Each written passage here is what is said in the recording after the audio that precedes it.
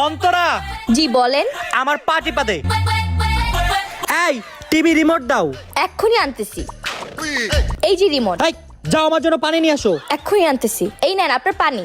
আমার জন্য এখনই 1 কাপ চা বানাও আর আমার জামা কাপড় সব আয়রন করো, যাও। আচ্ছা ঠিক আছে। কি ভাবি, বিয়ের পর শুনছি মেয়েদের হুকুম চলে, এখানে তো পুরাই উল্টা। এখন দেখি ভাইয়ার হুকুম চলতেছে, তোমাকে দেখি কাজের বুয়া বানায় রাখছে। জামাই গোলাম, জামাই গোলাম, জামাই গোলাম, জামাই গোলাম, জামাই গোলাম। আহ, যেভাবে হোক ওনাকে একটা উচিত শিক্ষা দিতেই হবে। ভাইয়া, ভাবি কেন ভূতে ধরছে, তাড়াতাড়ি আসো। চল চল চল। এই কি হয়েছে তোমার? এই কি হলো আপনার? তোমার এত বড় সাহস, তুমি আমাকে মারছো? এই হাত তো লাগাই দেখা। না না না না না না। আরে কি হলো, আপনি ভয় পাচ্ছেন কেন? তোর এত বড় সাহস, তুই আমারে ভয় দেখা?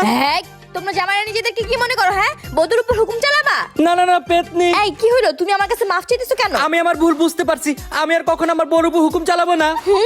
এবার হচ্ছে বউর উপর হুকুম চালানোর মজা।